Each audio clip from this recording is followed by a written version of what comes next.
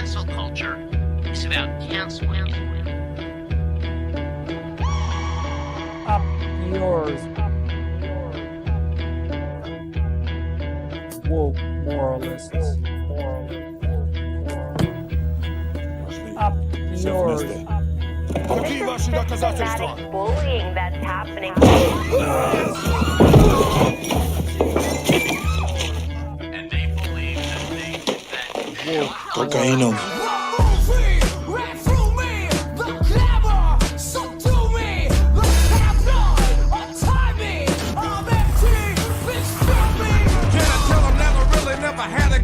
But it's the wax that the Terminator X run.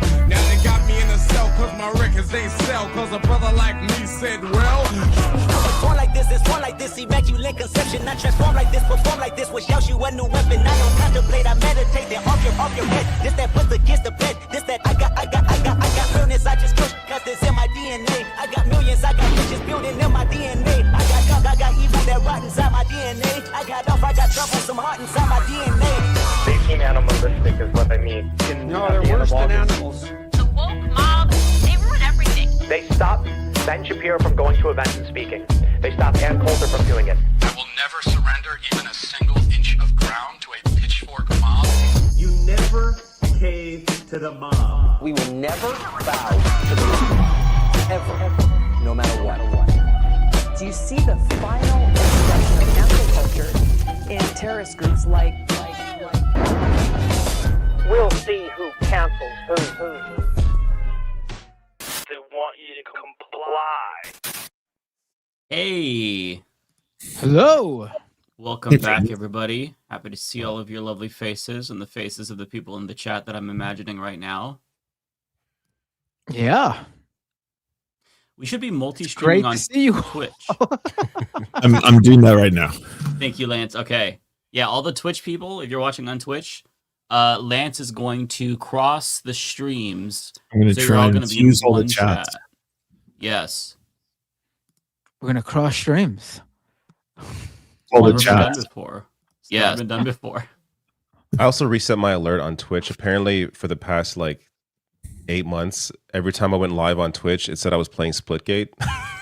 So, clearly, that has not been the case for 8 months. So hopefully, people actually watch my Twitch stream now. We'll see. Maybe you were getting some gaming streamers that came in and they got radicalized, and now they're super, super progressive. I don't. My Twitch streams don't normally get many people. So if I radicalized anybody, it's been 2 at a time. But every little bit helps, I guess. Yeah. So I think this moment enough is radicalizing everything every single day. Though I gotta say, this week I felt I wouldn't say hope, but I felt a little better. Just seeing more of an the Carney speech I think really was good, and in my video I discussed as a Canadian there were criticisms in terms of his actions before that speech, but it really was. It's like a marker of the U.S. I'm sorry. No offense to the Americans here, but none taken. The U.S. is done. The U.S. Power over What? the rest. How dare you, USA? In terms of its influence around the world and the lies around how the UN applies its standards, or I should say how the U.S. applies its standards within the UN, and of course it has veto power. That needs to be fully just recognized, and we need to just move on from having the U.S. be a leader in any kind of way. Mm-hmm. It really felt like Carney's speech to me was a turning point, where for the first time it really signaled okay, they're actually done fucking around with us once and for all. Turning point USA. Indeed, the new turning point, if you will. But it really felt like that was him sticking a fork in the old world order that Trump just kind of tore up. And even though I'm an American, it was really cathartic to see that, because I just don't know how this is acceptable to see just one crazy ass fucking man terrorize all these other countries, threatening tariffs on 8 EU countries because they don't want him to steal Greenland, even though he just signed an agreement with them last year. And it's tariffs on, tariffs off. You can't deal with this. So there's no reason to ever engage with the United States ever again if you're another country, because they're just going to betray you and they're not good faith negotiators. And the thing that really, I think, set in for me is how permanent this is. Because even if we get some sane person in 4 years, assuming we have free and fair elections, like it's only a matter of time before we get a different fascist in, and you just can't trust us. So why would you stake the stability of your economy on such an unreliable actor? And so it was really cathartic to watch Carney just kind of like burn it all down. Like I was really cheering on the rest of the world in that speech. I'm like, yeah, go further, man. Fucking sanction us. Fuck us up, man. There's Fuck us up. There's a great piece in the American Prospect from Ryan Cooper who goes on. It's a piece about how other countries should be opposing the Mad King. And one of them, I screenshotted on Twitter and Blue Sky. It's essentially sanction the billionaires that support Trump, like Elon Musk, Peter Thiel, whoever it is. Like, there's like a list of like 6 of them. Ensure these people can no longer fly to other democratic countries, like European countries or Canada, that they be sanctioned by. Like, hold their money, ensure that there's limits on their ability to control their companies in these other countries. Like, if you go to that length to actually disrupt the billionaires that back Donald Trump, at the very least, it will make them angry, which will make me happy. Like, Yeah. even if Trump doesn't care what's happening to them, if you make it unpopular to support this man and continue to funnel money into him or be at his side, if you at the very least make that unpopular, we could have some progress here, maybe in some way. Like that is a great idea, and I'm not sure why it hasn't been floated yet. If he really went through with Greenland, I think that's something that maybe we could have gotten to. I think at this point, people are still kind of just hoping not to poke the bear too much, as long as he's not going to be doing anything outlandish like military invasion of Greenland. Then they're going to kind of keep their powder dry for now. But if he tries something again like that, or something worse, you have to go to that length at the very least. Sanctions are should be like the first step, really. Yeah, I agree. But the thing that's so crazy is that he won't stop. Before the Davos meeting, there was a photo of him in the Oval Office with some of his cronies, and there was like a map of the U.S., Canada, and Greenland, and it was all just like American flag over it. American flag over Canada, American flag over Greenland. It really reminded me of when Netanyahu shared that flag of the Greater Israel Project, where like most of the Middle East was under, Israel's control. Like, we're looking at somebody who actually wants to do Hitlerian fascist conquest, and nobody is safe. And what I find so particularly just insane, I can't even process this, is you all know at his Davos speech, which is unhinged, predictably so, he kept mistaking Greenland for Iceland.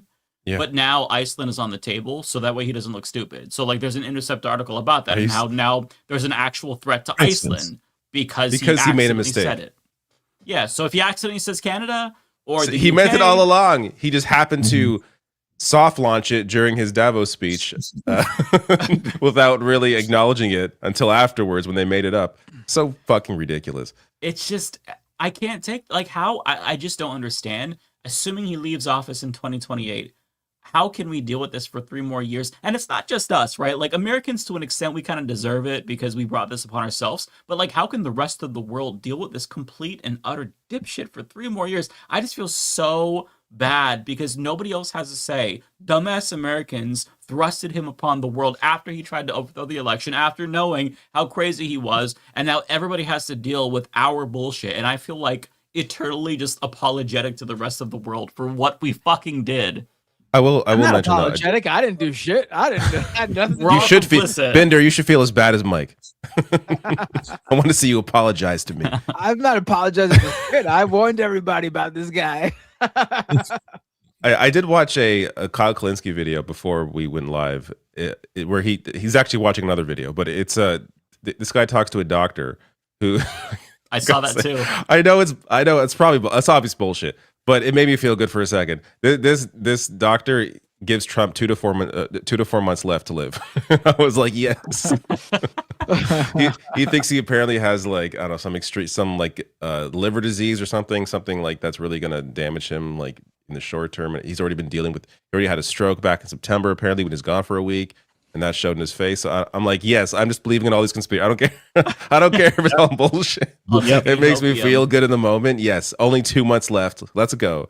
I will say I rolled my eyes very hard when Kyle said that he's a physical therapist. I'm like, oh, come on. But I will say the things that he said were very similar to what my dad experienced. My dad also had swollen ankles, and he had congestive heart failure. So that actually does track with what that guy says. But that's not necessarily a death sentence. Like my dad, who also was in kidney failure, he lived like multiple years after that. And I'm thankful for that, but just like to let people know, it doesn't seem like that's an imminent threat to Trump's life. So, I'll let you all have your hopium because, when we all see that headline, we're all going to have some feelings and, but I think that a lot of it is wishful thinking. I think that the guy, 100% is wishful thinking. He kind of discredited himself by making a prediction like that because like in 2 to 4 months, then it's going to be clear that. Yeah. And doctors don't do that. Like doctors aren't like, you're going to die in 2 to 4 months unless like that's their patient and they're like, yes, death is imminent. You are on hospice now. Here's what we're going to do to make you and it's funny, but whenever I hear that, I always hear and then they lived 5 more years. Like the doctor gave me 2 months and I lived 5 years. Yeah. That's the only time I ever hear about doctor predictions. Exactly. You mean legitimate doctors don't analyze patients through a television?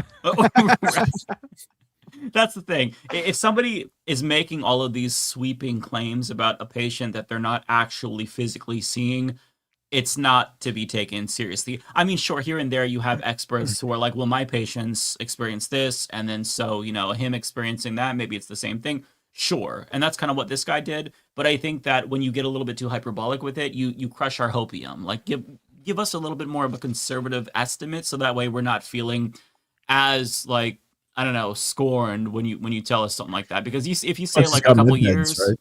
Sure. What'd you say?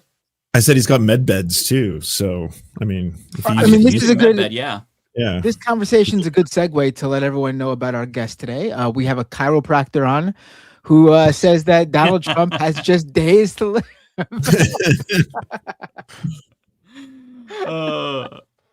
Chiropractors, during COVID, they were definitely they were sharing their expertise quite a bit about the vaccines. And ready for this one. We've also spoken to a dentist who shared with us that Donald Trump has some cavities that he has not dealt with yet. And we gotta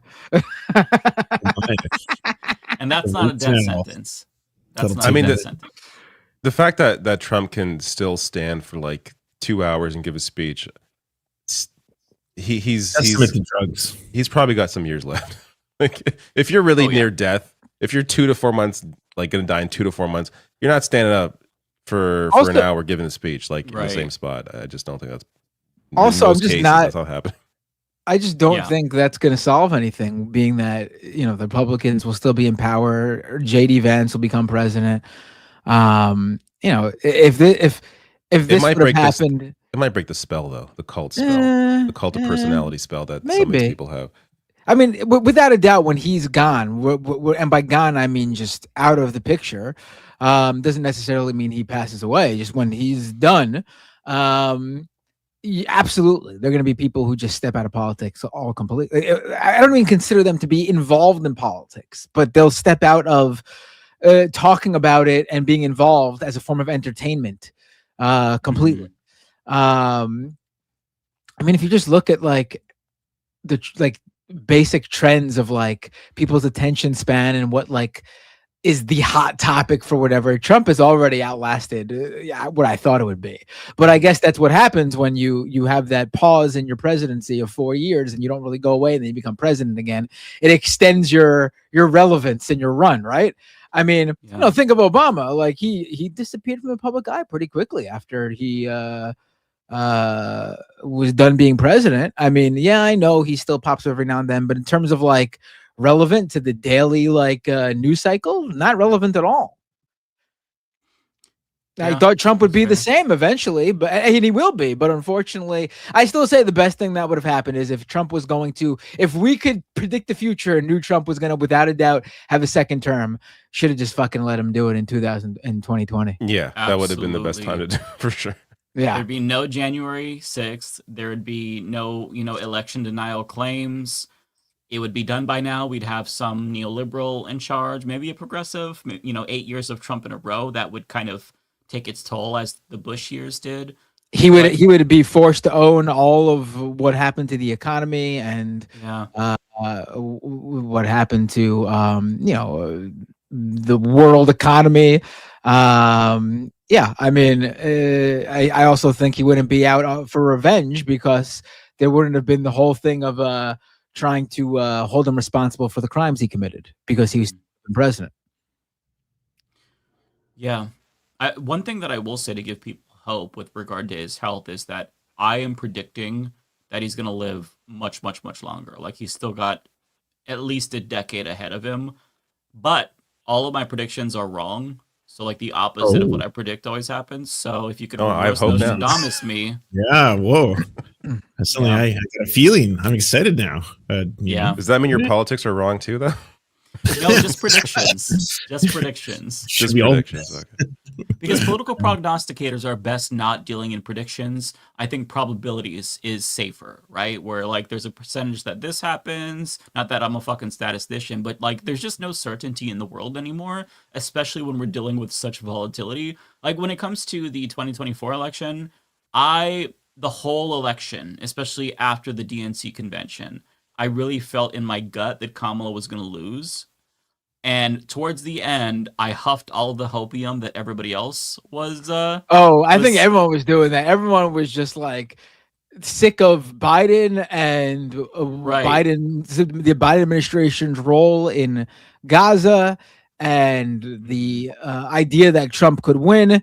And then everybody, including myself, put on these rose-colored glasses of Kamala even being in a centimeter better than Biden was exciting. Yeah. Because of how bad Biden and the alternative is. Yeah. Mm-hmm. But yeah, I bought into it. I thought it was going to be. Who didn't? Everyone bought into on the day of the election, I had that gut feeling again where it's like, oh, it feels like 2016. I don't know what it is. There's something in the air. I can't articulate what's happening, but I just feel it. And I mean, listen, I was someone who saw 2016 and didn't see this one. I really thought better of people. I thought better of people. I thought better of people. I thought, we existed through Trump already.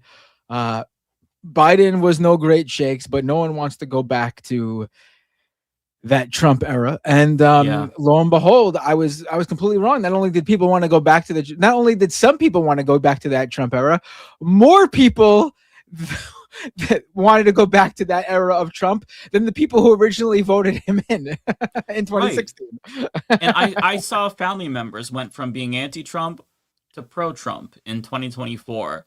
I mean, that just says everything about Americans. But those same people are now a lot of stupidity. For one. But those same people, and I don't mean on an individual basis, but numbers wise, in terms of like approval ratings and stuff, those same people now fucking hate him again and disapprove. Right. I mean, the lesson here is that the vast majority of the voting American public are fucking stupid. Yes. Absolutely. Sorry, what were you gonna say? I feel like stupid is too kind. Because like sometimes I just sit there and I stew. I'm like, I will never ever forgive Americans for what the fuck they did. Like, I hate Americans forever. I am gonna say I'm Canadian. I'm so sorry, Canadians. I know that you don't want anything to do with us. I'm just gonna say I'm Canadian. I'm sorry if that offends you. You can be Canadian. That's fine. It did make me. I mean, you're already apologizing. You're halfway there. That's true. You basically are. Did you catch the accent as well? Sorry. Also, you really start to understand like how easy it is for people to get scammed.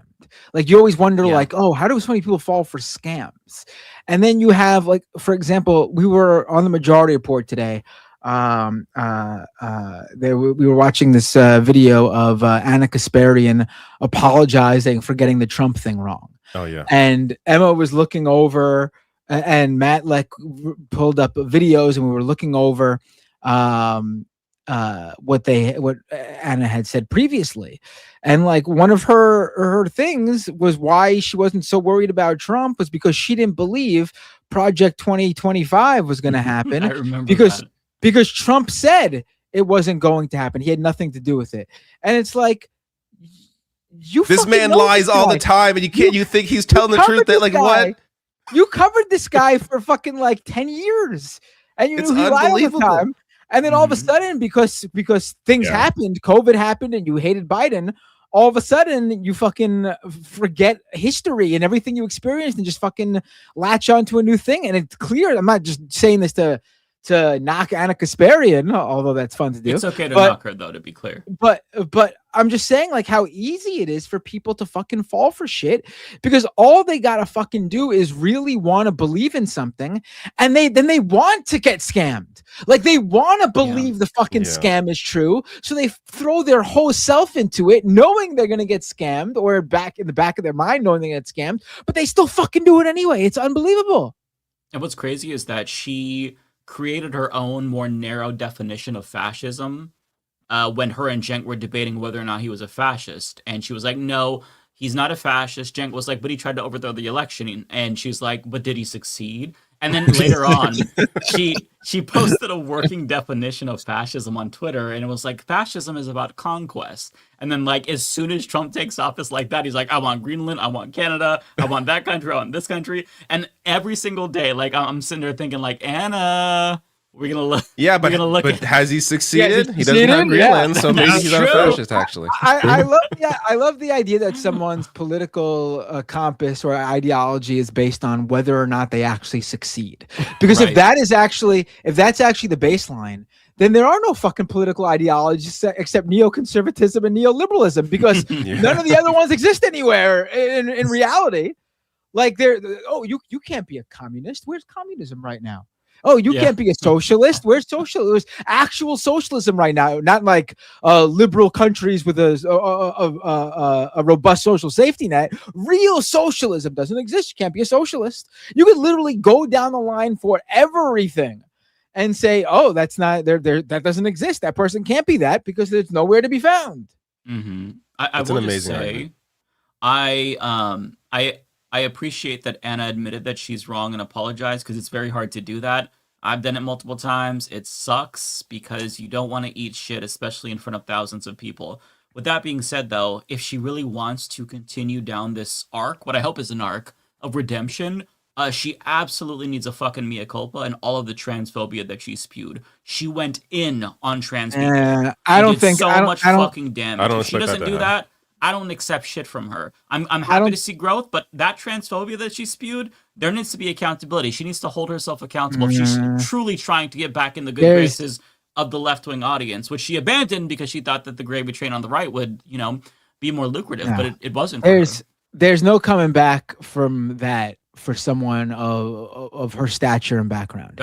We're not talking about some uneducated guy or girl from middle America who never met a trans person and was just learning about this stuff from the right wing, and that's their first entry to trans people, and they fell for this shit, and they met trans people and learned and wanted to change their ways. No, this is someone who we were watching a video from also in the majority report from 2016 of her literally arguing for trans people to use the bathroom or locker room that matches their gender identity. Fucking a heartfelt pushback against the right wing attacks against trans people, and then for her 4, 5, 6 years later to do a 180 and say trans people shouldn't be in my locker room because, as she said to Bill Maher, I don't want to fucking see dicks in my gym locker room. I mean, there's no coming back from that. I don't think trans people want to see your droopy ass pussy in the locker room either. Don't flatter yourself. It's so disgusting. No one, including men, want to see dicks when they're going to the bathroom. People just want to go to the bathroom, right? Do you think I want to see an old man saggy balls? Yeah, it's not a gotcha to be like, hey, by the way, I don't want to see a penis when I go to the bathroom. It's like, no one wants to. I don't want to see strangers' dicks. I just want to go to the bathroom and leave. That's it. It's the same thing they said about gay men. Gay men can't be in locker rooms because they're not going to be able to help themselves. They're going to be staring at other men's. It's like, bro, when I'm in the locker room, charge at the straights. I'm not looking at anybody else's dick. Right. It's so fucking like old in terms of like the transphobia, homophobia that she was spewing. It's so old and dated. I'm a guy who uses the men's restroom, And I don't go in there looking for dicks. I mean, I don't know why who's doing that. Like, in fact, if I see someone's penis in the men's restroom, something is very wrong because that shouldn't be happening. Right. Something is off. It has nothing to do with trans people or gender identity or anything. Something is wrong if you go into a bathroom and see any other individual's private parts except for your own.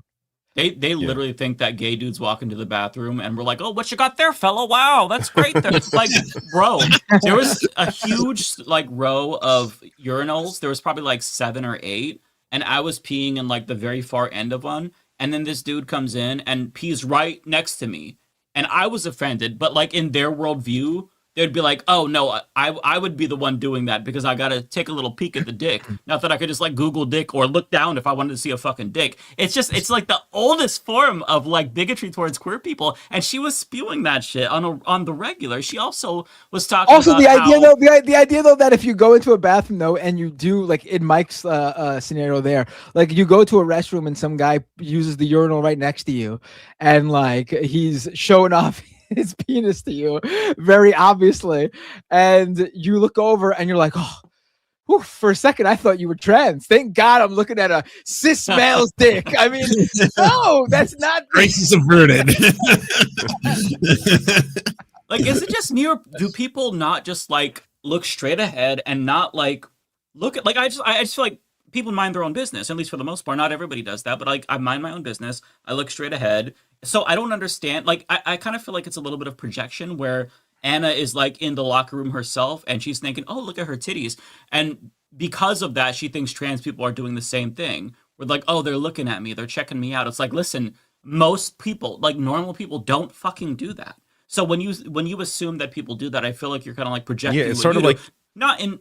It's admitting that you have done that before. Like, why? Right. Otherwise, why are you looking at people's private parts? Like, why is this on your mind? Like, Right. And I'm not saying that Anna is being perverted if she's projecting. I'm just saying that she probably is just like curious looking. But like most people don't do that. I think they mind their own business and they keep their heads down. So it's just I'm really mad that she went that low towards trans people because especially after like what you all were saying, she was such a fucking like ride or die ally even before the birthing person moment.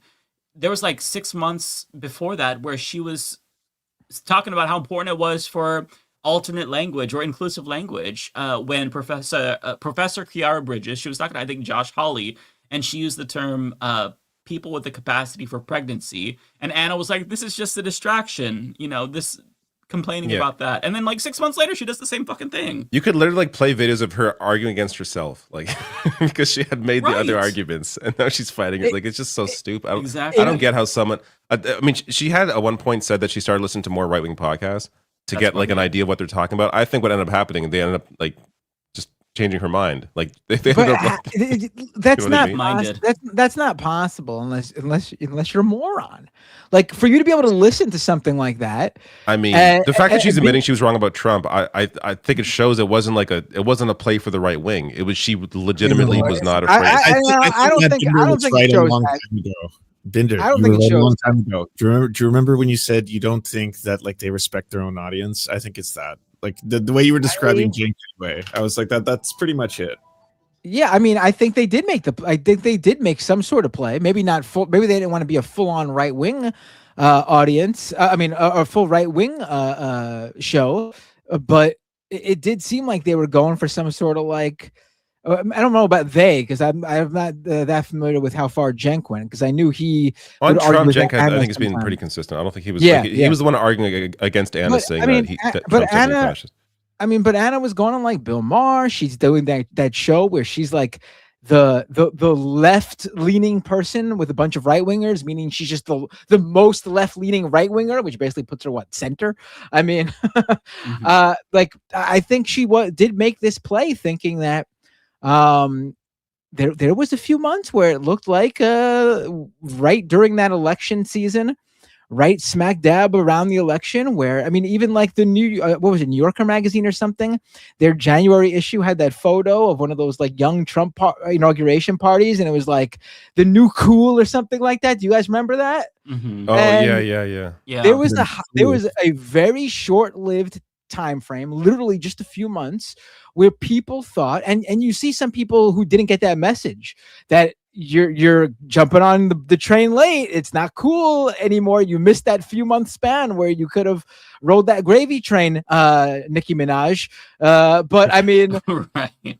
That's what I think she saw. There was a small time frame where being a Trump supporter was cool, and it just unfortunately so happened that weird time frame where young people thought Trump and being a Trump supporter was cool just happened to be right during the 2024 presidential election. If that happened any earlier or any later, they would have got over it before the election and maybe things would have been different. Mm-hmm. She was never treating him as cool, though. She just wasn't treating him as the threat that he always was.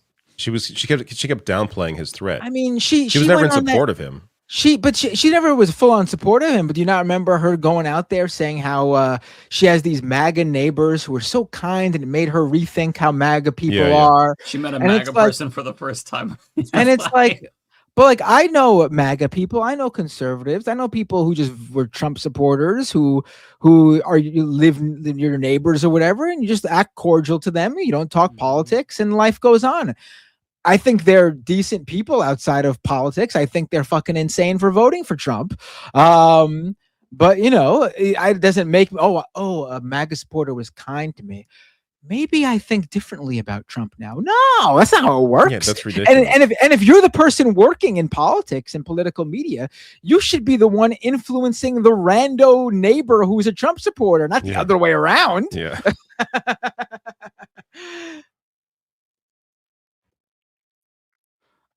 So there was some other stuff that happened this week that I really, really enjoyed. Maybe this was last week, actually. So I'm not sure who all saw this. I didn't see anybody else make videos about this, but our boy Kyle Kulinski went on Piers Morgan, and he butt-fucked Michael Knowles hard. They allowed that on air? It was I'm not brutal. sure I would have used that phrase specifically. I'm gonna pull it up really quick so we can see It was a good highlights moment, for it. I don't know. I feel like the new Kyle, the new and improved Kyle Kulinski would endorse that. I think he would come right out. Yeah, dark woke Kyle. I think he would just come out. If they were on, if they both of them went on Piers Morgan again, I think he would be like, "Hey man, remember that time? Remember the last time when I butt fucked you?"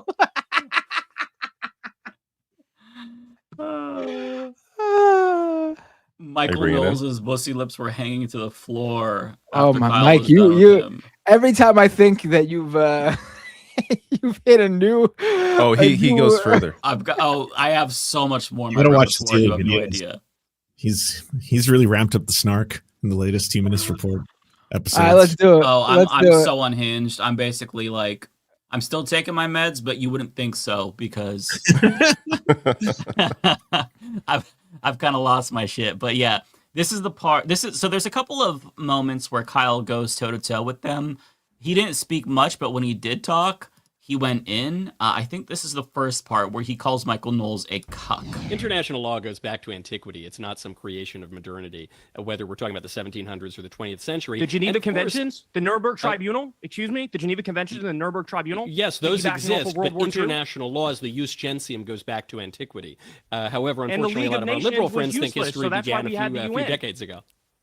The League of Nations was useless. It fell apart, and that's why we had the UN. That's why we had the Geneva Convention. Right, I'm talking about millennia ago, because we looked at piles of millions of dead bodies, and we said that's a bad idea.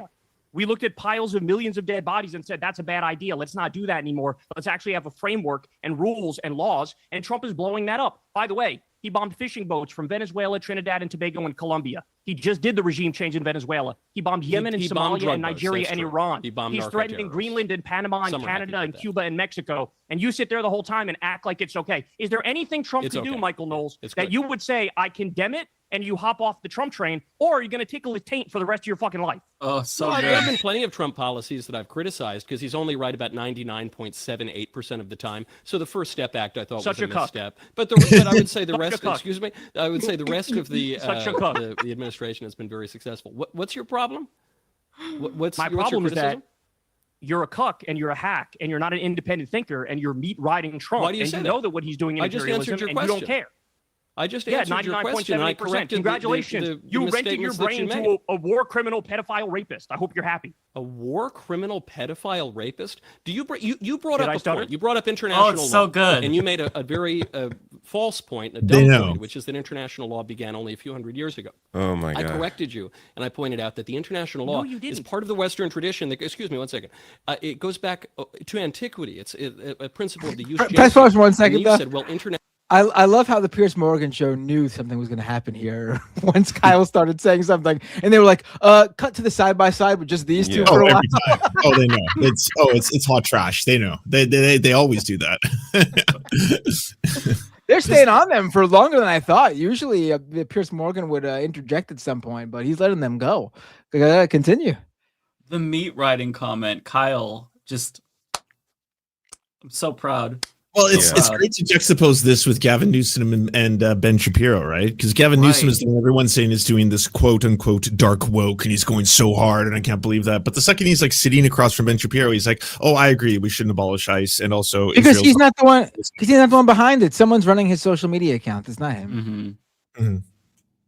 So it's a fabrication, and as soon as he is more of a public figure during the and campaign, pressed on the issues, yeah. Oh yeah, I mean, we all knew Gavin Newsom's not the person. He better not be the person. I will say that some people who are kind of getting involved in politics because of Trump don't really know how bad he is. Like I included the clip of Gavin Newsom in my video today, and I saw a comment about how, I didn't actually know that he did all that and was, against abolishing ICE and was cozying up to right wingers. So this little perception of him as a Boy Scout, I think it will probably go away once the primaries start. Yeah. And Rebecca just joined us. Hey, Hi, Rebecca. Nice to see you. Hi, guys.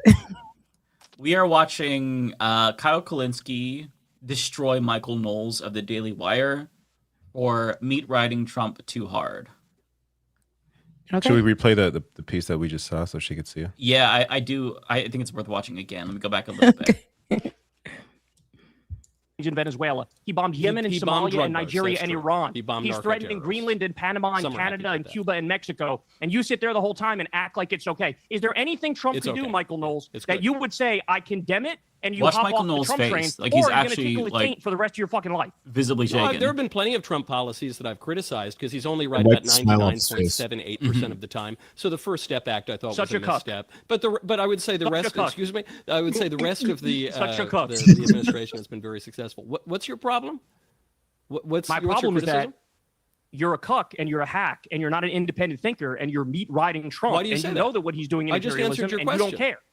I just answered your question. And I corrected Congratulations. You rented your brain to a war criminal, pedophile, rapist. I hope you're happy. A war criminal, pedophile, rapist? Do you brought up a point? You brought up international law, and you made a very false point, a dumb point, which is that international law began only a few hundred years ago. I corrected you, and I pointed out that the international law is part of the Western tradition. That, excuse me, one second. It goes back to antiquity. It goes back to antiquity. I can't stand Michael Knowles' his attempt to intellectualize Trump. Fuck off. Give me a fucking break. This is all performance bullshit.